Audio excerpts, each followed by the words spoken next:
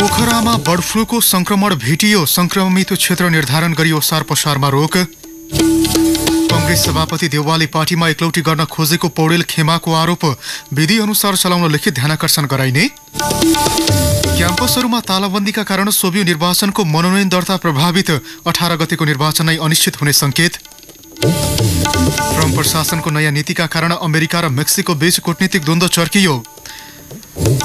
र 19औं संस्करणको बुढासुब्बा gold cup फुटबलको उपाधिका लागि नेपाल पुलिस र सङ्कटा क्लब बीच प्रतिस्पर्धा हुँदै तिलोतमा गोल्ड कपमा झापा 11 र हिमालयन शेर्पा भिड्दै। नमस्कार, कान्तिपुर डायरीका साथमा सहकर्मी बासु र महिम विक्रम। समाचार अब विस्तारमा। पोखरा उपमहानगरपालिकाको खाल्टे मसिनामा पालिएका कुखुरा र हाँसमा बर्ड फ्लू भेटिएको छ। जाडो मौसम सकिनै लाग्दा पोखरा 18 स्थित मीना परियारले पालेका कुखुरा र हाँसमा बर्ड फ्लूको संक्रमण पुष्टि भएको हो। उनले पालेका सबै 11 लोकल कुखुरा र 20 मध्ये 17वटा हाँस मरेपछि परीक्षणका लागि केन्द्रीय पशु रोग अन्वेषण प्रयोगशाला काठमाडौँमा ल्याइएको थियो। गत फागुन 6 गते सङ्कलित नमुनामा परीक्षणका क्रममा यसलाई फेरि सुन्नुहोला। गत फागुन 6 गते सङ्कलित नमुनामा परीक्षणका क्रममा H5N1 देखिएको हो। परीक्षणमा बर्ड फ्लू पुष्टि भएसँगै जिल्ला पशु सेवा कार्यालयले रोकथामका साथै संक्रमण फैलिन नदिन आवश्यक तयारी थालेको छ। स्थानीय प्रशासनले आजै बिहान खाल्टे मसिना र आसपास क्षेत्रलाई संक्रमित क्षेत्र घोषणा गर्दै पन्छीजन्य वस्तु बिक्री वितरण र ओसार पसार नगर्न अपिल गरेको छ। जिल्ला बर्ड फ्लू समन्वय समितिका अध्यक्ष तथा प्रमुख जिल्ला अधिकारी हरिप्रसाद मैनालीको अध्यक्षतामा बिहान बसेको बैठकले 4 किल्ला तोकेर संक्रमित क्षेत्र घोषणा गरेको हो। काठमाडौँबाट गएको डाक्टर अवधेश झा नेतृत्वको र्यापिड रेस्क्यू टिम र जिल्ला पशु सेवा कार्यालयले संक्रमित क्षेत्र आसपासका करिब 80 घरमा रहेका 300 भन्दा बढी हाँस कुखुरा लगायतका पन्छी नष्ट गरिसकेको छ। व्यावसायिक 3 फर्म यति बेला खाली रहेकाले त्यहाँ रहेको सुली पनि नष्ट गरिने सूचना अधिकारी ठगेन्द्र प्रसाद अर्यालले बताउनुभयो। यसैबीच पशु सेवा कार्यालयले कुखुराको खोरहरू सफा गर्न पालक किसान समक्ष अनुरोध गरेको छ। यो जीवाणु मानिसमा पनि सर्न सक्ने भएकाले सतर्कता अपनाउन सर्वसाधारण समक्ष पनि कार्यालयले आग्रह गरेको छ। कांग्रेस सभापति शेरबहादुर देउवाले एकलौटी ढंगबाट पार्टी सञ्चालन गर्न खोजेको आरोप लगाउँदै वरिष्ठ नेता रामचन्द्र पौडेल समूहले सबैलाई समेट्न नेतृत्वको ध्यानाकर्षण गराउने भएको छ। राजधानीको महाराजगञ्ज स्थित महामन्त्री शशाङ्क कोइरालाको निवासमा आज बिहान बसेको सुपक्षको बैठकले पार्टीको विधि र विधान संगत तरिकाले चलाउन सभापतिलाई लिखित रूपमै ध्यानाकर्षण गराउने निर्णय गरेको हो। पार्टीमा छलफल नै नगरी राजदूत नियुक्तिका लागि सिफारिस लगायत अन्य राजनैतिक निर्णयहरू गरिएकोमा पौडेल पक्षले आपत्ति जनाएको छ। तत्काल बैठकले केन्द्रीय समिति बैठक बोलाउन र राजदूत सिफारिस सच्याउन सभापति देउवालाई पत्राचार गर्ने निर्णय गरेको नेता बलबहादुर केसीले जानकारी दिनुभयो।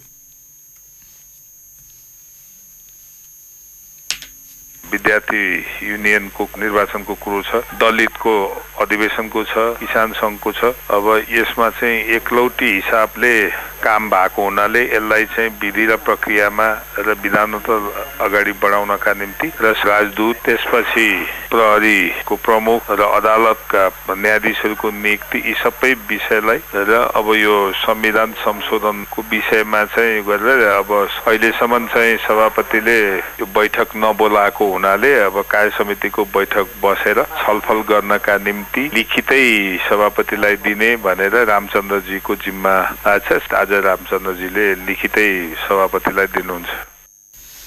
लामो समयदेखि केन्द्रीय समिति बैठक बस्न नसकेको राजदूत नियुक्तिको सिफारिसमा पार्टी बाहिरका मानिसलाई समावेश गरेको संसदको सबैभन्दा ठूलो पार्टी सरकारमा रहँदा पनि गौण भूमिकामा रहेको र मन्त्रीहरूको कार्य सम्पादन पनि फितलो भएको भन्दै पौडेल समूहले संस्थापन पछिको आलोचना गर्दै आएको छ। यसअघि हिजो सोहीखेमाको बसेको बैठकले माग सुनवाई नभई दबावका लागि हस्ताक्षर अभियान समेत चलाइने निष्कर्ष निकालेको नेता केसीले बताउनुभयो।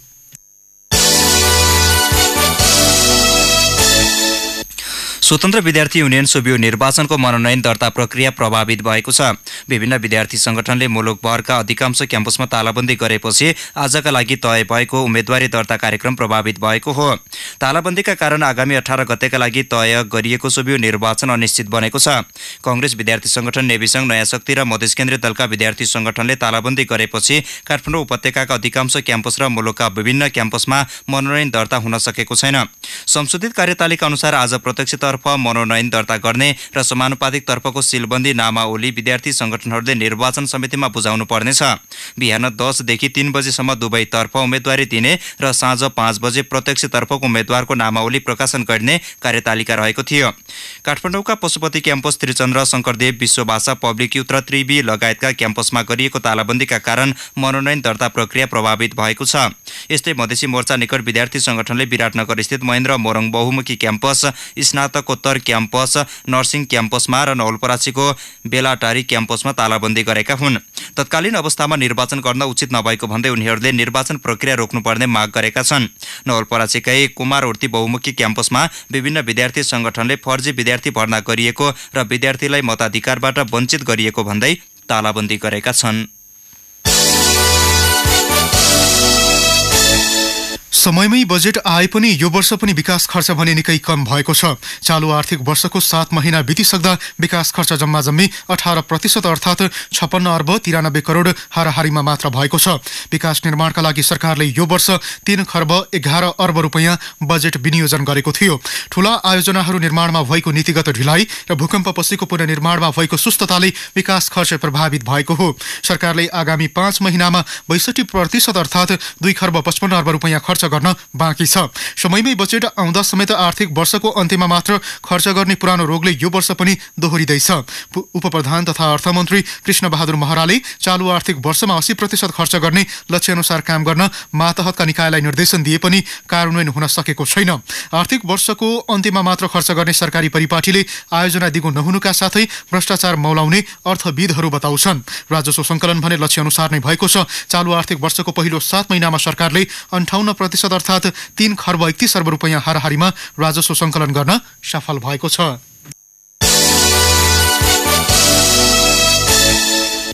एमालेका नेता एवं पूर्व प्रधानमन्त्री माधव कुमार नेपालले स्थानीय निकायको निर्वाचन अब कुनै शक्तिले रोक्न नसक्ने बताउनु भएको छ। पर्वतमा आज सञ्चारकर्मीसँग नेता नेपालले निर्वाचन गराउन नसके प्रधानमन्त्री दाहालले पदबाट राजीनामा दिनुपर्ने उल्लेख गर्नुभयो। निर्वाचनको सफलतापूर्वक सम्पन्न गर्न सरकारलाई प्रतिपक्षी एमालेले सहयोग गर्ने बताउँदै नेता नेपालले कुनै बहानामा स्थानीय निर्वाचन नरोकिने प्रश्न पार्नुभयो। हठ त्यागेर स्थानीय निर्वाचनमा सहभागी हुन मधेसी मोर्चाका नेतालाई पनि नेता नेपालले आग्रह गर्नुभयो। भारतको उत्तर प्रदेश राज्यमा हुन लागेको विधानसभा निर्वाचनलाई ध्यानमा राख्दै बर्दियासम्मको सीमा 72 घण्टाका लागि बन्द गरिएको छ। बर्दियाको जमुनी, कालिका, मोहम्मदपुर गाविसका पुरै सिमाना आज बिहान 6 बजेदेखि सोमबारसम्मका लागि सिल गरिएको स्थानीय प्रशासनलाई उद्धृत गर्दै हाम्रा सहकर्मी कमल पन्थीले जनाएका छन्। त्यस्तै पश्चिमको राजापुर, भिम्बापुर र ढोढरीको सीमा पनि बन्द गरिएको छ। गुलरिया, खैरापुर र ताराताल सानोश्रीको सिमाना भने भोलिबाट बन्द गरिने प्रहरी उपरीक्षक भरत बहादुर बोहराले बताउनुभयो। निर्वाचनको समयमा हुन सक्ने आतंकवादी गतिविधि नियन्त्रण गर्न सीमा सील गरिएको प्रहरी उपरीक्षक बोहराको भनाइ छ। कान्तिपुर डायरीमा ब्रेकको पालो। कान्तिपुर डायरीमा अब बाँकी प्रसङ्ग। स्टक एक्सचेन्जमा आबद्ध कम्पनीको सेयर कारोबार मापक नेप्से परिसूचक यो साता 31.89 अङ्कले ओह्रालो लागेको छ। नेप्से घटे पनि यो साता कारोबार रकम भने गत साताको तुलनामा 6.43% वृद्धि भएको छ। साताभर कारोबार भएका 161 कम्पनीको 28,028 कारोबारबाट 2 अर्ब 74 करोड 74 लाख 75 हजार रुपैयाँ बराबरका 62,34,350 किता सेयर किनबेच भए। क वर्गका कम्पनीको कारोबार मापन गर्ने सेन्सिटिभ परिसूचक 7.28 अङ्कले ह्रास भएको छ। यो साता कारोबार रकम र कारोबार संख्याको आधारमा बैंक अफ काठमाडौँ लुम्बिनी अग्रस्थानमा छ। यस्तै कारोबार भएको शेयर संख्याको आधारमा एनआईबी सबैभन्दा अगाडि रहेको स्टक एक्सचेन्जले जनाएको छ। अब अन्तर्राष्ट्रिय प्रसङ्ग। राष्ट्रपति डोनाल्ड ट्रम्पले विवादास्पद कार्यकारी आदेश र नीतिका कारण अमेरिका र मेक्सिको बीचको कूटनीतिक युद्ध चर्किएको छ। राष्ट्रपति ट्रम्पले सीमा क्षेत्रमा जतिसक्दो छिटो पर्खाल निर्माण गर्ने बताएपछि मेक्सिको थप रुष्ट बनेको अन्तर्राष्ट्रिय सञ्चार माध्यमले जनाएका छन्।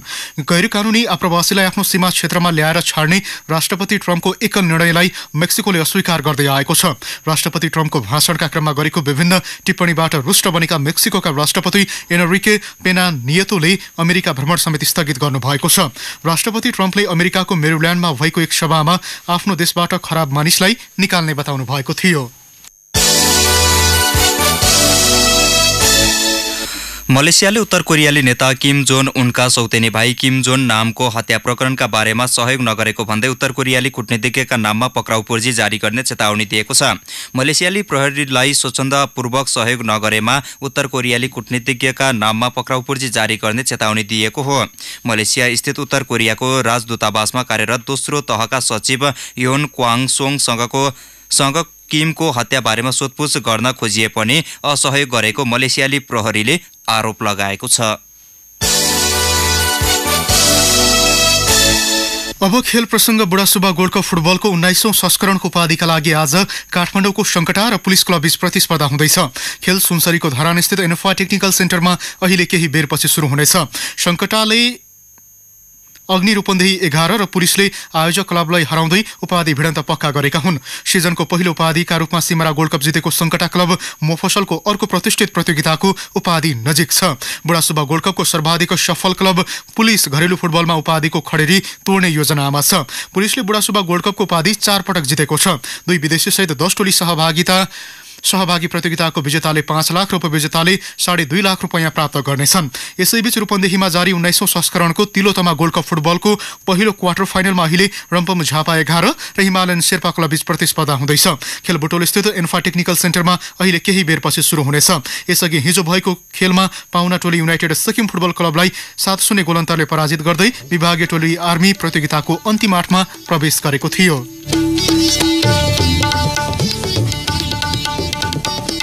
जाँदा जाँदै मुख्य प्रसंग पुनः एकपटक।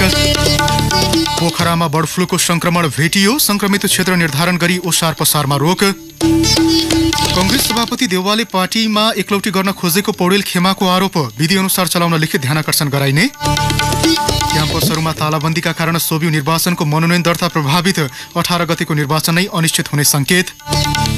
ट्रम्प प्रशासनको नयाँ नीतिका कारण अमेरिका र मेक्सिको बीच कूटनीतिक द्वन्द्व चर्कियो। र 19औं संस्करणको बुढासुब्बा गोल्ड कप फुटबलको उपाधिका लागि नेपाल पुलिस र शङ्कटा क्लब बीच प्रतिस्पर्धा हुँदै तिलोतमा गोल्ड कपमा झापा 11 र हिमालयन शेर्पा भिड्दै। हौस् त कान्तिपुर डायरी हेरेलाई यही सकिन्छ। हाम्रो अर्को बुलेटिन दिउँसो 4 बजे हुनेछ। सहकर्मी बासु र म हिमविक्रम बिदा हुन्छौँ। नमस्कार।